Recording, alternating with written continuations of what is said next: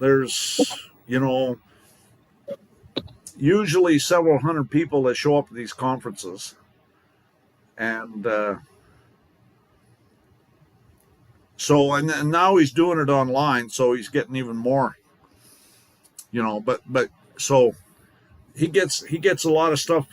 He introduced me to HowTube, and so that's where I got a channel up on HowTube, and so I don't know how much he gets off of that. He's got all these little irons in the fire, and he's doing pretty good. He's doing okay. I don't know that he's getting rich off it, but he's at least, before he was like starving to death. I'll tell you, he was having trouble making ends meet. And now it's not starving to death. At least he's paying the bills, and so every time I see him and his girlfriend, they always say, "Thanks for setting up that YouTube channel for us." I know it's making him money. He doesn't want to talk about it too much, but I know he's making money off it, which he should be. He's got a really good product, and I think that at some point it's gonna go crazy because people will be interested in that stuff. So anyways, why don't you go ahead and do the Bivens there, Lori? And okay, I've got a bit of that bad cough at the moment, so Queen said she was gonna step up for me tonight and take it away. So I'm ready. So this meeting is private, bearing false witness, misrepresentation, and posting inflammatory rhetoric in public forums is forbidden and shall be addressed in an appropriate manner. To eliminate all conflict and false allegations, is there anyone in attendance at tonight's meeting that is a member or agent of any law enforcement agency of the federal, state, county, city, or township agencies present? This is also for a notary, poll worker, school board member, anyone who signed an oath to the de facto government. Say your name, your state, and your position.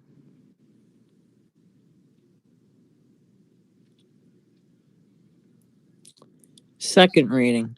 This meeting is private, bearing false witness, misrepresentation, and posting inflammatory rhetoric in public forums is forbidden and shall be addressed in an appropriate manner. To eliminate all conflict and false allegations, is there anyone in attendance at tonight's meeting that is a member or agent of any law enforcement agency of the federal, state, county, city, or township agencies present? This is for anyone that signed an oath to the de facto government. Could be a poll worker, a notary, school board member, anybody. Say your name, state, and position.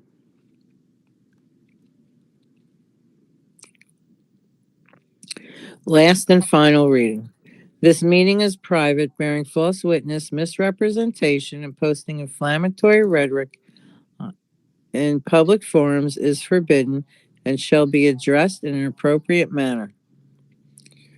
To eliminate all conflict and false allegations, is there anyone in attendance at tonight's meeting that is a member or agent of any law enforcement agency of the federal, state, county, city, or township agencies present? Again, this is for anybody that signed an oath to the de facto government, whether you're a poll worker, school board member, or a notary. State your name, the state, and position you hold.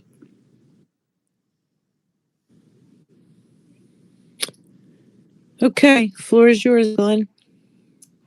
Okay, I'm going to, right now I've got a document that I've got showing, but I want to show a web page too.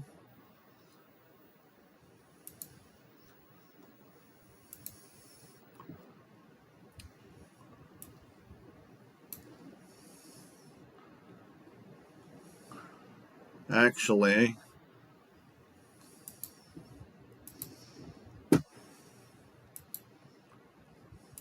there we go.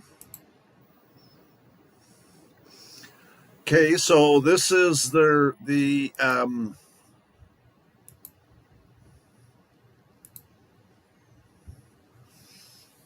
this is the website that we're going to be talking about. This document. This is that Todd Duel and the secret financials of the courts. And they have actually published 4 documents, and there's a 5th one they're working on. But there's sample templates for forms on what to file into court, and there's text on what you say, the whole 9 yards. And so we'll be talking about. There's actually 4 documents that they've published that are available. I paid $100, so it's not like it's that expensive.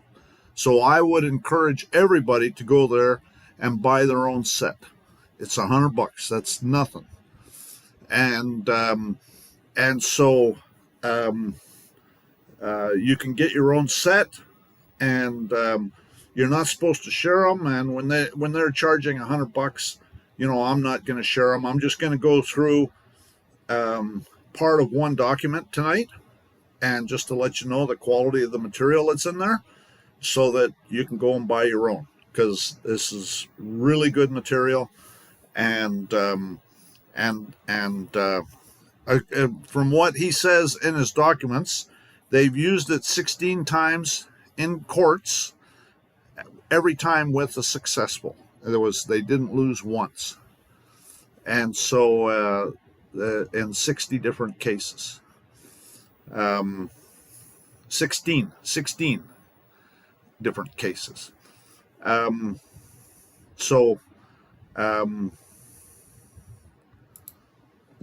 you spoken with him at all, Glenn? No, directly? No, I haven't. No, I just I signed up on their website, and then they sent me an email. I can show you the email if you want to see the email.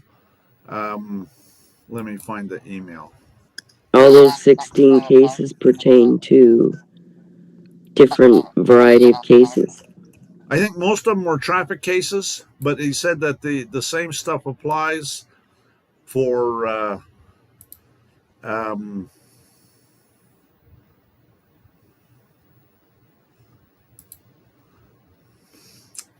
for civil cases. Doesn't matter the kind of case, they're doing the same thing for every case.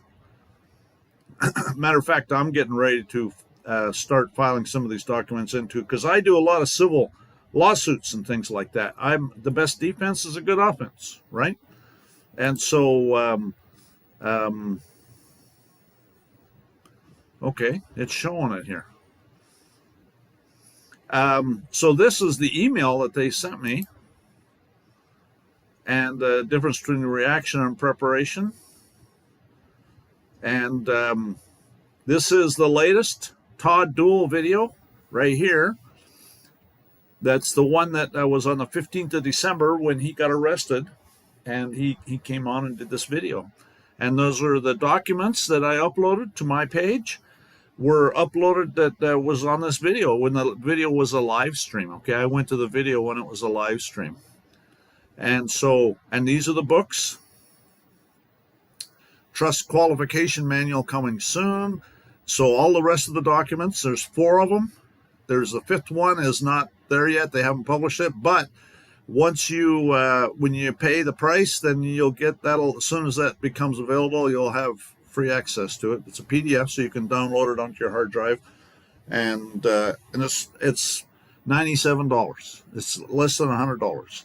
So it's very, very reasonable compared to what some people peddle their sorceries for, or their unproven theories. This guy is I just I really like what he's doing. Anyways, so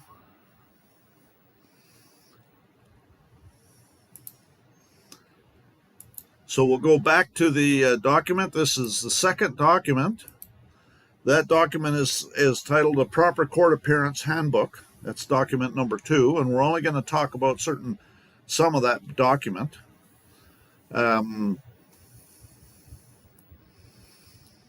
So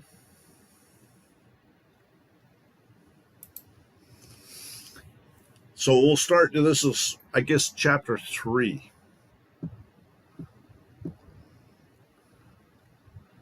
Yeah, he covers, he is very thorough.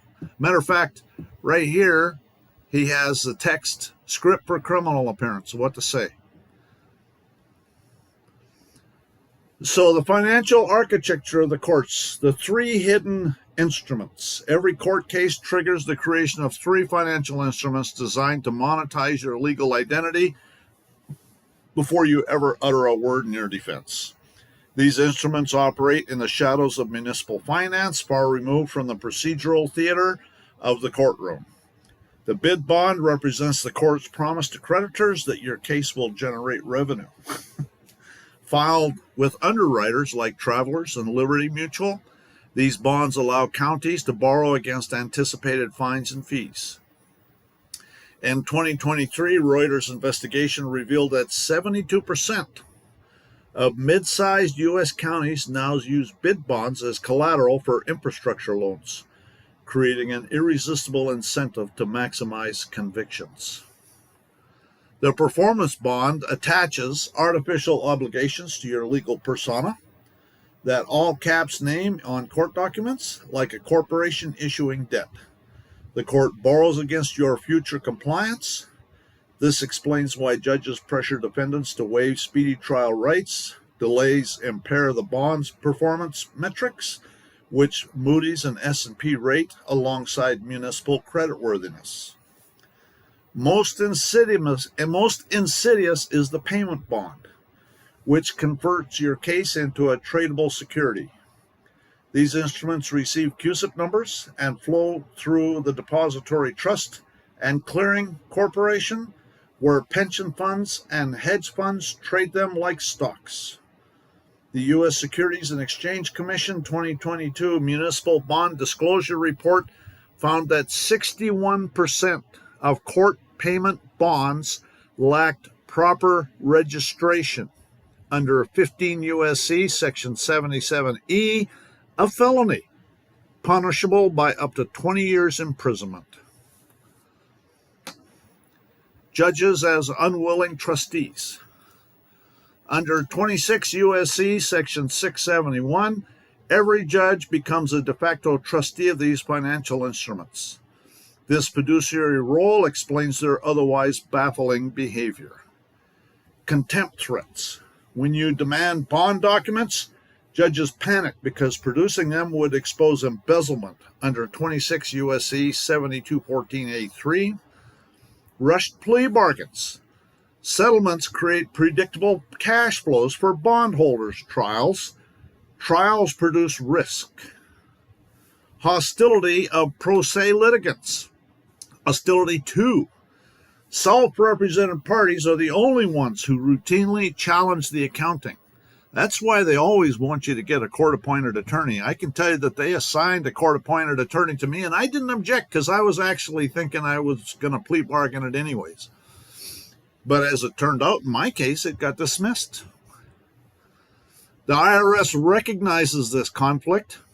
In private letter ruling 2021-47007, the service confirmed that judges must report bond income on Form 1040 Schedule E, a rule 94% violate according to a 2023 tax court study.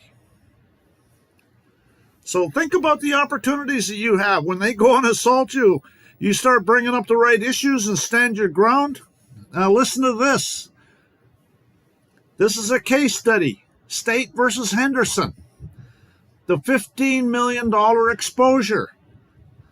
In this landmark California case, appellate case number B321456, defendant Marcus Henderson subpoenaed his court's bond records through an audacious maneuver. He filed a motion for GAAP compliance audit, citing Financial Accounting Standards Board Accounting Standards Codification ASC 820-10-35, demanding reconciliation to the trust account holding his case's proceeds. When the court refused, he served the county treasurer with an IRS Form 14242 alleging tax fraud. The resulting investigation uncovered a $15 million municipal bond offering tied to 147 DUI cases, unreported judge kickbacks through offshore shell companies, falsified Society for World Interbank Financial Telecommunications, SWIFT, MT 760 confirmations at 31 CFR section 1010.420 violation. The case collapsed when the SEC froze the bonds under Rule 15C2-11G. Henderson walked free, but the real victory came when the IRS awarded him $2.3 million under 26 U.S.C. 7623B, 22% of recovered taxes and penalties. So think about it, folks. Think about it.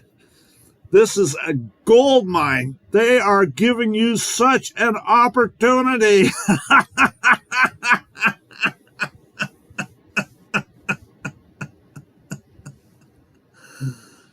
Anyways, yeah, that's about all I want to read in this one. These are copyrighted, and so this is just something I highly recommend you go and buy these for $100. That's nothing, and the wealth of knowledge and information you'll get from them is, I mean, think about it. All you need is one of these $2.3 million awards from the IRS, and it'll pay for this and a whole bunch more. So, does anybody have any questions?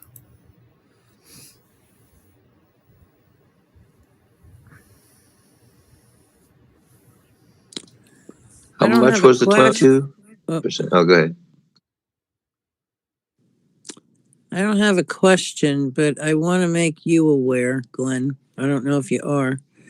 That Smoking Baby has been advocating this for years. That you turn everything over to the IRS and let them investigate because they are not paying their taxes. No and doubt.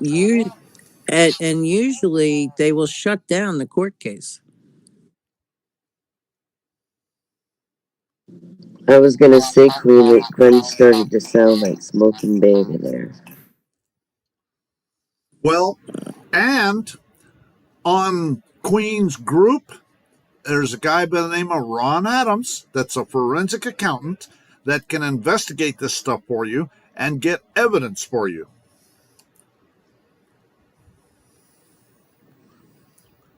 Yes. So this group is a little nest egg of brilliant people with this kind of stuff. Yep, absolutely. And you're part of it. Well, this is something I learned about recently. And one thing is certain, I love to break it off in their ass. And so I've got a bunch of court cases that I've already filed a bunch of those Form 14242s. But I need to follow them up with Form 211s. I filed one Form 211, but I haven't heard anything from it. And I need to file those documents for every case that I've been involved in, and there's a bunch of them. What I usually do is I go on the attack and attack them before they attack me.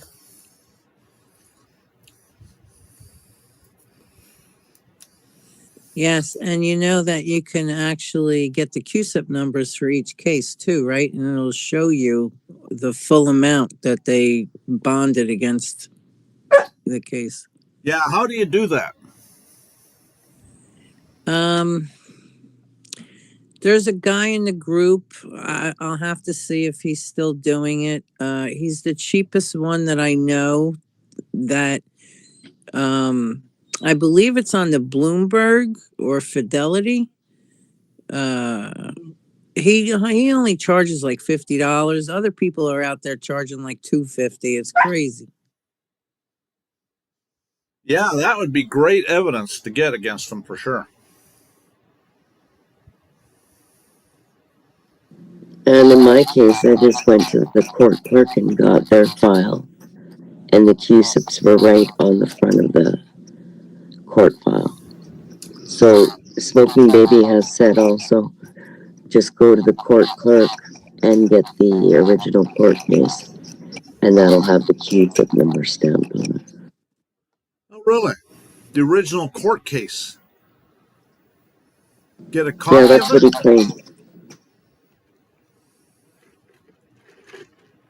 Isn't it a certified file or something that he says? Well, I'm not certain about what he said exactly, but I know in my case, I went to the clerk and asked for everything, every court case that had my name attached to it. And they pulled up everything regarding my 2 foreclosures with the QSIP numbers attached, stamped on the front. Did it identify it as a QSIP number? No, but you can tell that's what it is. I can send you a picture of it. Okay. Yeah, send me a picture. I saw a QSIP document. It said QSIP on it for someone that I was helping in jail in Chicago, and it was for $2.3 billion with a B. So I'm actually thinking about filing a Form 211 against the judge and the prosecutor and the judge and the prosecutor, I suppose, and the court clerk, on that guy's behalf, with the IRS. And that's, that's what they do. They do that all over the place. Yeah. I just put in my ChatGPT QSIP number identifier. Let me read it to you real quick. It says a QSIP number, which is actually Committee on Uniform Securities Identification Procedures, is a unique 9-character alphanumeric code used to identify financial securities in the United States and Canada. What a QSIP identifies, whatever the QSIP is assigned to, hang on. It just friggin' jumped on me. Stocks, U.S. and Canadian companies, bonds, municipal, corporate, and government, mutual funds, mortgage-backed securities, treasury notes and bills, other registered securities. The structure is the first 6 characters is the issuer identifier. The next 2 characters identifies the specific security, like common stock versus preferred. The last character, check digit a mathematical checksum to validate the code. So example, QSIP. What the hell is wrong with my phone? It keeps jumping around. Example, QSIP for Apple Inc. common stock 037833100. Who uses QSIPs? QSIP Global Services, CGS, managed by S&P Global Market Intelligence on behalf of the American Bankers Association, ABA. There's a website you can go to, www.qsip.com. How to find the QSIP number. For publicly traded securities, search via brokerage account or financial terminal, example Bloomberg. Use Edgar, which is SEC's database. So that's www.sec.gov/Edgar. Use tools like MarketWatch, Fidelity, and Yahoo Finance. Some display partial CUSIPs. For bonds and funds, use the MSRB EMMA system. I'll post this in the chat for everybody. Okay, It's good. yeah, it's pretty informative. Yeah, but you got to know how to compare it to your case. I mean, your particular court case. Anyways, Isn't it interesting what Todd revealed? That the municipalities are getting in on the action to use it for their budgeting. well, and they're using it for, remember, they had unreported judge kickbacks through offshore shell companies. So who knows? These judges, most of them retire millionaires. And this is why, right there. Yeah, because it all gets funneled into that Chris system.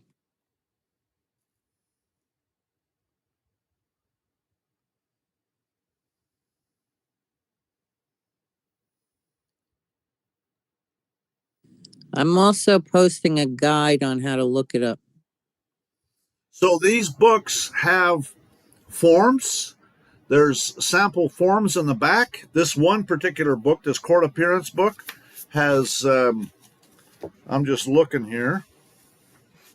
There's a judicial ethics complaint book form. There's a Form 211 whistleblower submission. There's a motion to compel 1099 production. Notice of special appearance, Federal Rules of Civil Procedure 12B2. Anyways, and then he's got a bunch of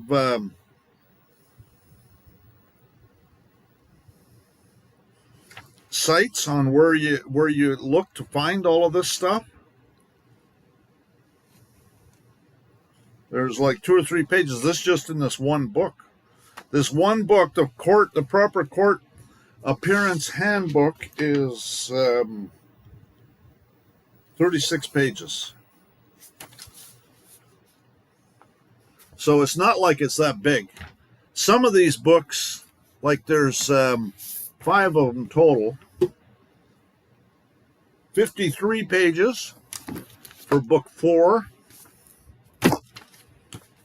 and book 5 is 82 pages. But they're just chock full of all sorts of really good stuff that you can use to get yourself a $2.3 million award or something similar to it.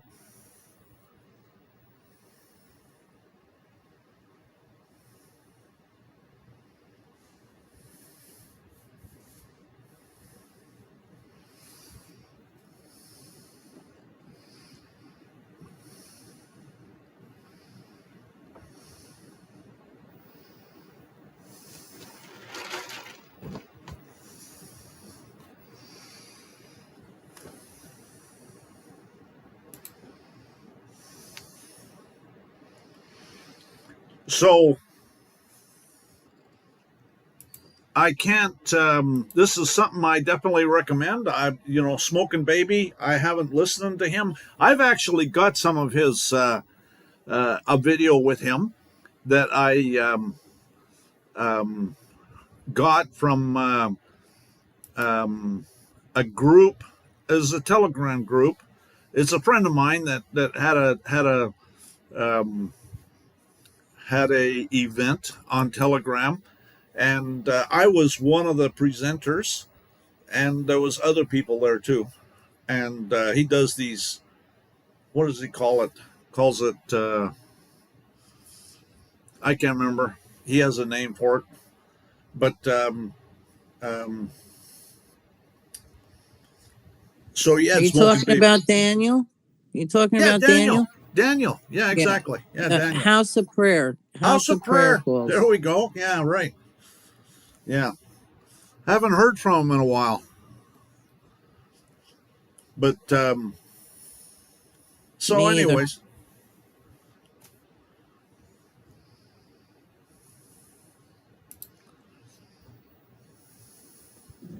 So Todd didn't talk at all about his 3-hour stay in jail at all? Well, that's in that video, in that last video, in that email that they sent. I can upload a link to that video. I'll put it on the group. Let me find it here. I'm wondering now if Todd talks about the rules of attorneys, like Smoking Bay was just bringing up Rule 2, the 22.611 FAR rule, the way they're all foreign agents, and they need to have a FAR code. Well, they do. Yeah, but they don't have it apparently. Well, they are foreign agents. They have to be registered with the bar as a foreign agent. But thank you, everyone, and welcome. My name is Clint Grease of the Commoner Law Group. And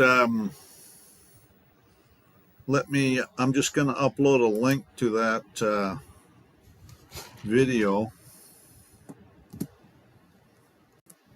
right there.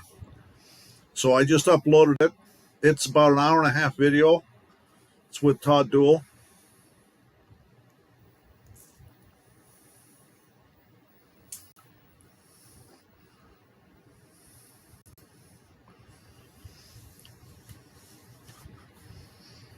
So you can't see it on the screen, but it's on my page on the WeRLaw group.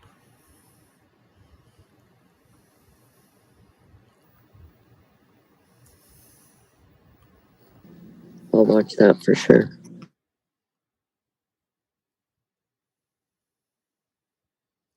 And the documents I uploaded last week.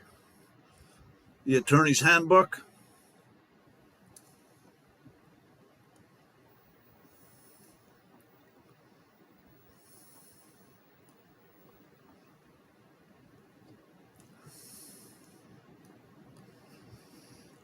Hey, Glenn, I got a question for you. As far as your progress with the Supreme Court, are you going to use the information that you've gleaned from Todd Duell to towards those cases? Not with the Supreme Court. The Supreme Court sent my petition back, and so now I'm going to wait till Monday, and I'm going to call up the court and ask them exactly what they need so that I can make it how they want it. That'll be so it's I gotta fix it so they'll accept it, and so sending it back and forth. It's gone back and forth like 4 or 5 times now, and so welcome to the club. But mine finally went through, and they denied my petition for writ of mandamus. It went back and forth 3 times. 3 times I spent $50 for overnight delivery. But my thoughts are, I'm submitting it. I submitted another one, and this time what I did is I sent each justice individual notice of liability, individually, along with an affidavit with regards to each one of their crimes, in addition to a quid tam action I sent to them. So and they accepted the quid tam action the first time, but they said it was missing. The only thing it was missing was on a quid tam action, you got to put on every single page of the quid tam action, file under seal. on every single page of the action. So just FYI. Filed under seal? Every single page. What do you make it, a footer or something? I guess it has to be prominently displayed on every single page. Is what she didn't give me a graphics. She just said that it has to be prominently displayed on every single page, filed under seal. That's interesting. If you're doing a quit tam action. So that was something I learned. So they got that now. So anyways, I just thought maybe and this time I did the notice, like I said, along with the affidavits to the East Supreme Court Justice. So we'll see how that goes. What's the quit tam action? It's the False Claims Act complaint against those judges, and it listed a lot of things that Todd Duell had in his quit tam actions, and then it also had some things that didn't have in his actions, because in my case it truly was False Claims Act. They're truly misapplying federal law. So I mean, there's really no discretion. That it's a ministerial duty at this point.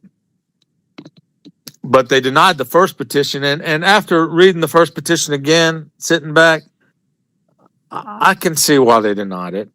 So sometimes you have to look inward at these things that you've done. Yeah, right.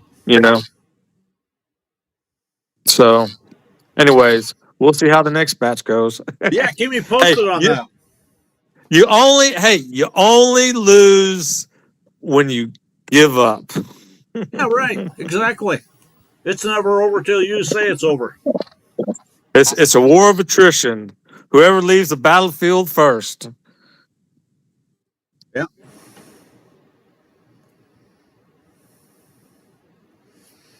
Yeah, I learned that a long time ago. It's only over when you say it's over. Too many people don't know that. Too many people just cave in. Yeah, we owe it to our ancestors and our descendants, to fight all the way to the end until we're dead. I like that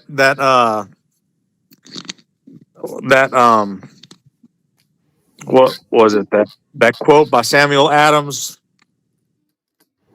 about what was it? If you love wealth more than money, right,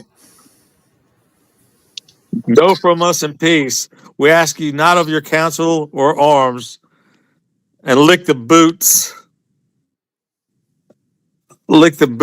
that feed you, and may your chain sit lightly upon you, and may your posterity forget that ye were my countrymen. That's right. Ain't that the truth? And so, I mean, if you stopped fighting, I mean, you'd be giving up on your ancestors. You'd be dishonoring them, and your descendants. Yep. And I refuse to let that happen.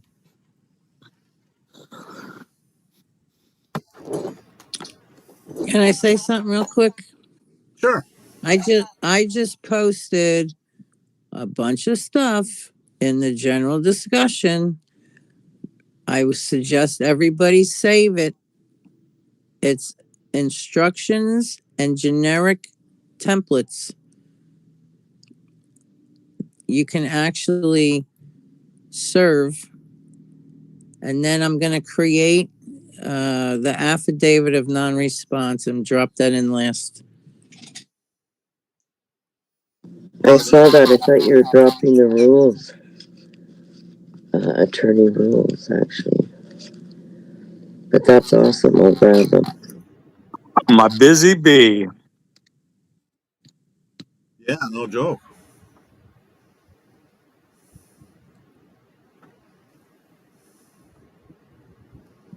Glenn, Smoking Baby just hopped on. Okay, well, we're talking about his stuff right now. And I invited him about half an hour ago, so thank you for coming back.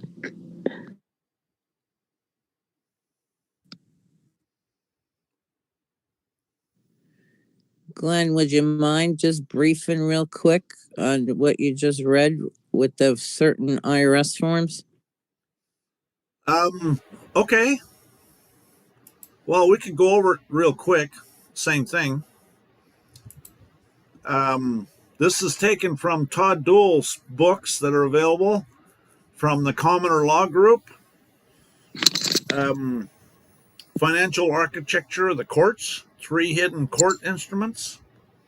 3 hidden instruments. Every court case triggers the creation of 3 financial instruments designed to monetize your legal identity before you ever utter a word in your defense. These instruments operate in the shadows of municipal finance, far removed from procedural theater of courtroom. The bid bond represents the court's promise to creditors that your case will generate revenue. Filed with underwriters like Travelers and Liberty Mutual, these bonds allow counties to borrow against anticipated fines and fees. A 2023 Reuters investigation revealed that 72% of mid-sized U.S. counties now use bid bonds as collateral for infrastructure loans, creating an irresistible incentive to maximize convictions. The performance bond attaches artificial obligations to your legal persona that all caps name on court documents, like a corporation issuing debt. The court borrows against your future compliance. This explains why judges pressure defendants to waive speedy trial rights. Delays impair the bond's performance metrics, which Moody's and S&P rate alongside with municipal creditworthiness. Most insidious is the payment bond, which converts your case into a tradable security. These instruments receive CUSIP numbers and flow through the Depository Trust and Clearing Corporation, where pension funds and hedge funds trades them like stocks. The U.S. Securities and Exchange Commission's 2022 Municipal Bond Disclosure Report found that 61% of court payment bonds lacked proper registration under 15 U.S.C. Section 77E, a felony, punishable by up to 20 years in prison. Judges as unwilling trustees. Under 26 U.S.C. Section 671, every judge becomes a de facto trustee of these financial instruments. This fiduciary role explains their otherwise baffling behavior. Contempt threats. When you demand bond documents, judges panic because producing them would expose embezzlement under 26 U.S.C. Section 7214A3. Rushed plea bargains. Settlements create predictable cash flows for bondholders. Trials introduce risk. Hostility to pro se litigants. Self-represented parties are the only ones who routinely challenge the accounting. There was a friend of mine that was in a court case recently, and he refused to get a lawyer.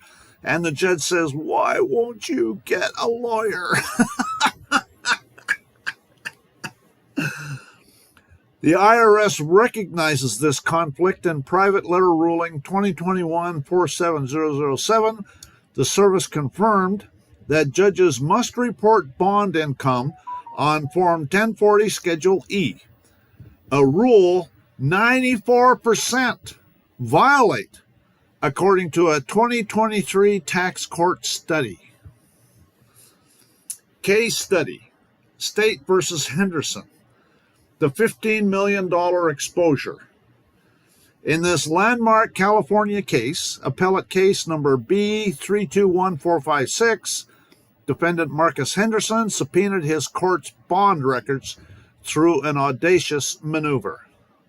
He filed a motion for GAAP accounting compliance audit, citing Financial Accounting Standards Board Accounting Standards Codification ASC 820-10-35, demanding reconciliation of the trust account holding his case proceeds. When the court refused, he served the county treasurer with an IRS Form 14242 alleging tax fraud. The resulting investigation uncovered a $15 million municipal bond offering tied to 147 DUI cases, unreported judge kickbacks through offshore shell companies, falsified Society for Worldwide Interbank Financial Telecommunications SWIFT MT760 confirmations at 31 CFR section 1010.420 violation. The case collapsed when the SEC froze the bonds under Rule 15C2-11G.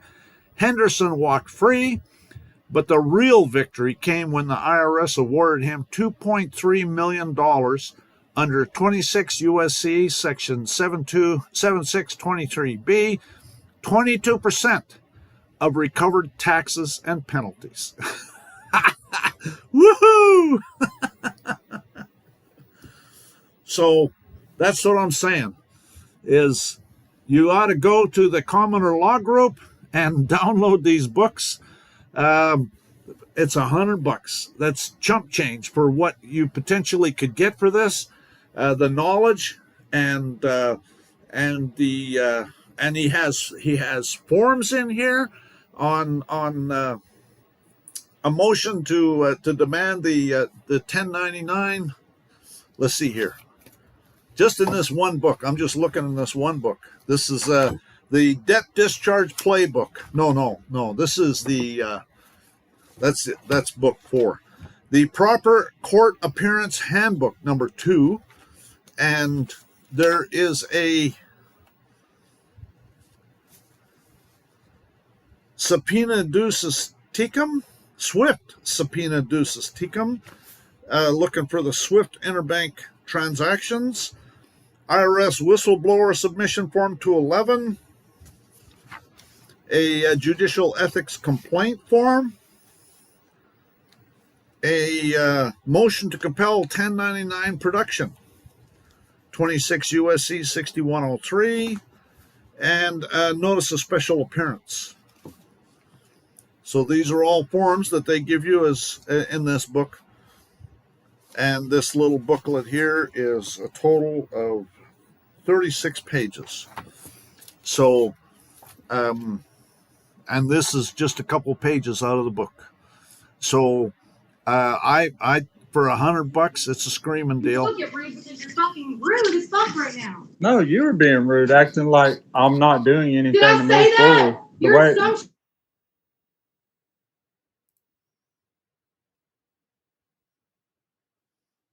Somebody is got some issues.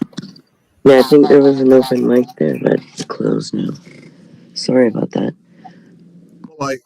Well, I thought I muted it. Maybe someone else did, but I thought I did. But anyways, it got muted. That's the important thing. There's no need for us to be hearing that. That's for sure. Nada. No. So, Smoking Baby, do you think those numbers are accurate where 94% are evading taxes? Does that seem right? And then what was the other number, Glenn? 61%? Let's see here. Seems like a lot of avoidance to me. 94% violate, according to the judges are required to report the bond income. 94% of them violate it. Of course, the IRS is going to say, make those kinds of stuff up because it promotes their agenda. But, this is one legitimate function the IRS has, to investigate this kind of stuff. Excuse me. 94%. Where's that other figure? Yeah. Report found that 61% of right here, lacked proper registration. U.S. SEC 2022 Municipal Bond Disclosure Report found that 61% of court payment bonds lack proper registration. So with the value of a civil case being 23 billion, that's a lot of avoidance. Yeah, you got that right. And think about it. In my case, it was a $500,000 bond for me to. That was a appearance bond, and so if they issued a $500,000, they were wanting a $500,000 appearance bond for me to get free, or it was I wouldn't even call that free. That's why I didn't even try for it. But you imagine what the other bonds were. I bet you there's millions, and the IRS is supposed to get 26%, and so of money that they embezzle from that account, and so this is so the IRS, they see that, they work on commissions. I don't know if you know that or not, but they get a commission for however much money they collect, and so that's why they pay out commissions. 22% of recovered taxes and penalties. So that's only part of the commissions. There's other commissions that are paid to the agents and stuff like that for conducting the investigation. Yeah, they get 2 and 3% here. Yeah, right. But if 2.3 million is 22%, that means that they collected what, about $10 million. And so so if it's 2% or 3% of $10 million, that's still a pretty good chunk of change. That's what, $10 million, 2% is $200,000.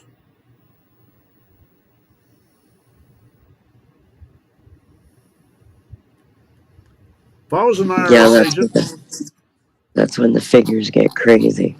Yeah, no shit. Smoking baby, you're awful quiet.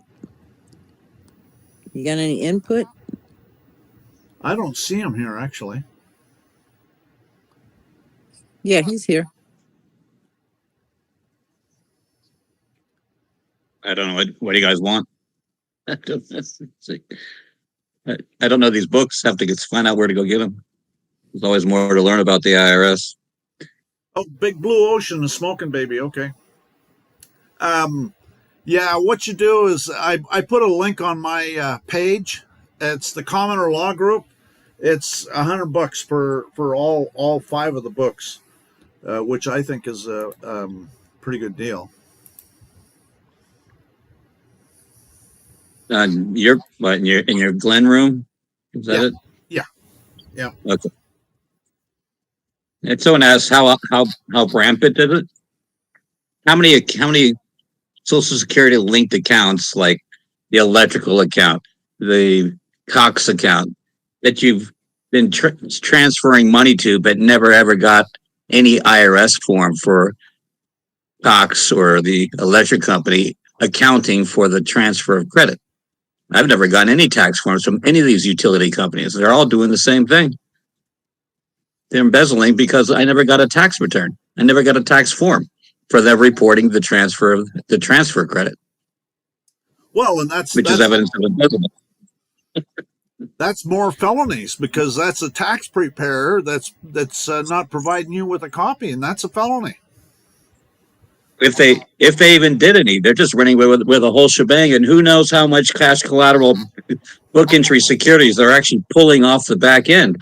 We don't have an accounting of the money net daily transaction report, nothing to show how much credit they're actually digging into on the back end, much less money laundering for the cartels. Yeah, no joke.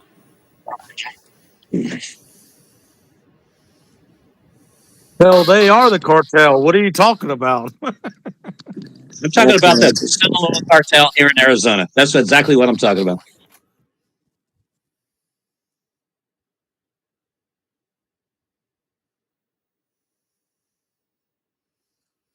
Yeah, so anyways, I put a link to the Commoner Law Group, if you guys want to, I highly recommend you get the books for $100. I mean, it's very reasonable. And this is and I also put all 3 of Todd's videos are on my groups.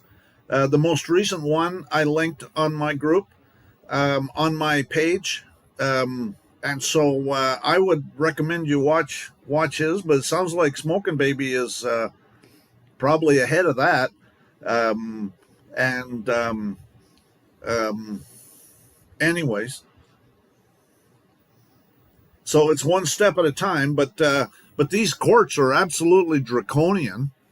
They're populating the prisons. It's really tyrannical, and that's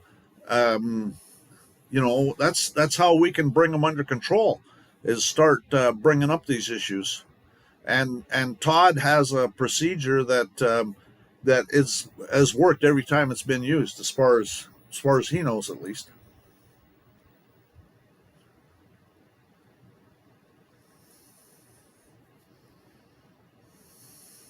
What? A procedure to do what? It's for court procedures. It's like this one here is the one that got this from is the Proper Court Appearance Handbook, and it's got some forms in the back of the book. It's not very big. It's like 38 pages, but there's a judicial ethics complaint form. There's a IRS whistleblower submission form 211. There's a subpoena for Swift subpoena. So you subpoena the Swift transactions. There's a motion to compel 1099 production pursuant to 26 U.S.C. section 6103, and there's a notice of special appearance.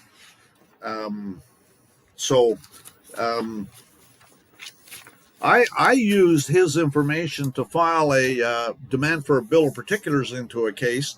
Now, they have done nothing with it. I didn't expect them to do anything other than, they're probably going to want a plea bargain. And if I keep putting the screws to them, they're going to try and plea bargain a thing and make it go away.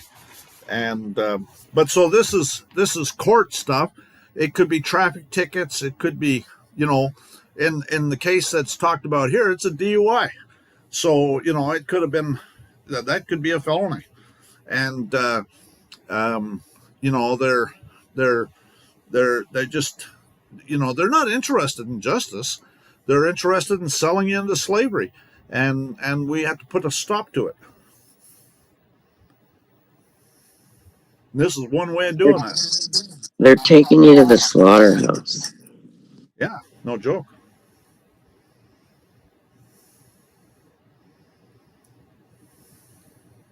Yeah, the insight on how the municipalities profit. That's took me a long time to get my head around. Because how could the municipalities profit off of a foreclosure, right? Well, through taxation, they get paid multiple times as well. Yeah, it's all scale. And they're registered as corporations, so they take their piece of the pie. Well, so now we can learn how, and that's really what is the saying says: when the people fear the government, there's tyranny. When the government fears the people, there's liberty.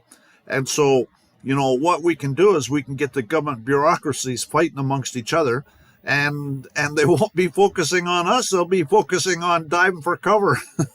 and so, that's how we get freedom is start getting the government bureaucracies fighting amongst each other. Expose the criminal activity. Once we understand how it's happening, and we have the agency to do it, it's the IRS. In Canada, it's Canada Revenue Agency. I don't know what forms you would use in Canada, but there's got to be. I just went directly to the IRS. Just use ours. Mm-hmm. I have a trust registered in the United States, so bilingualism.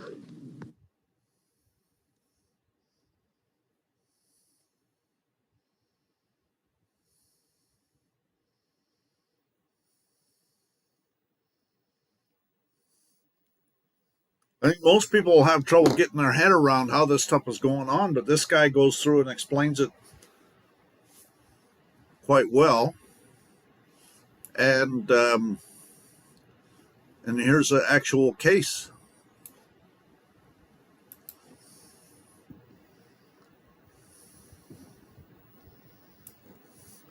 So, anyways, that was all I wanted to present tonight. Let's see. When did you find out that the Supreme Court had sent your case back? When I got back, it was When sitting here.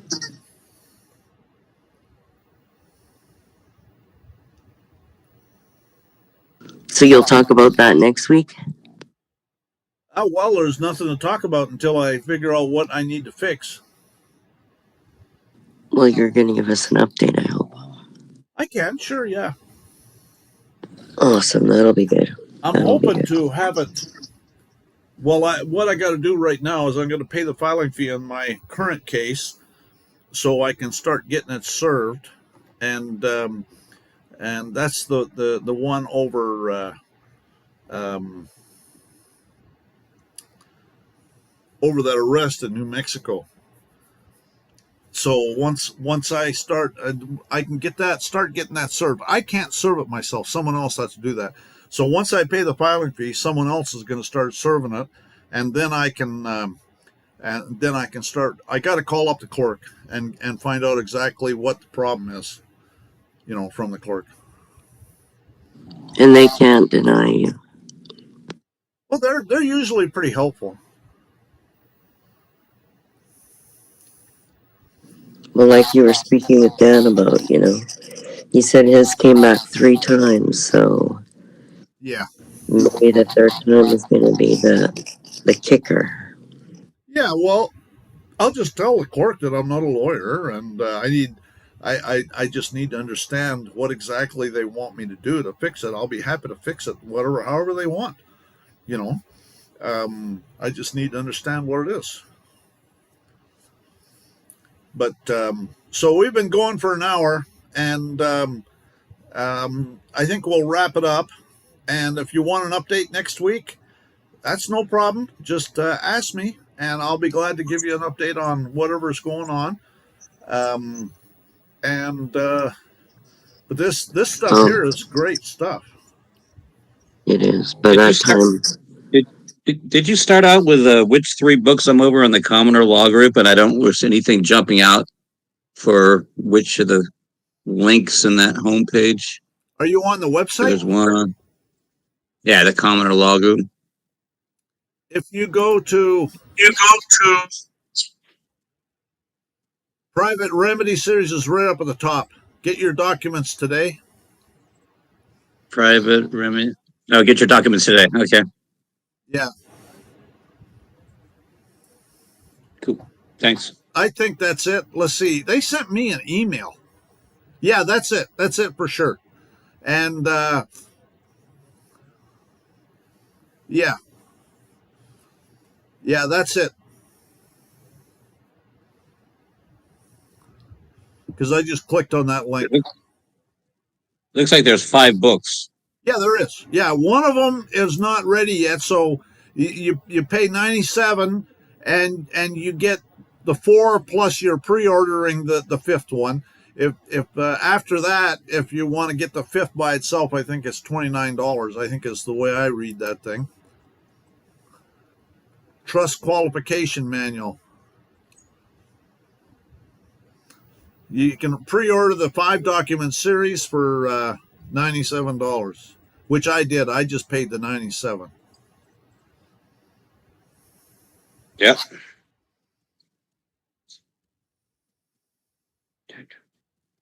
I suspect that all these all these agencies are working the same way, creating bid bonds, performance bonds, appearance bonds. that Quaid, that Quaid guy just video that I put in the room, he was talking about the same type thing about the how they're converting everything into bonds. He's that was it. What was his name? Quaid, Randy Quaid, the actor guy I put in the room. Oh, Anybody Randy remember? That's Quaid. right. Randy Quaid. Randy Quaid. Mm-hmm. So All back then.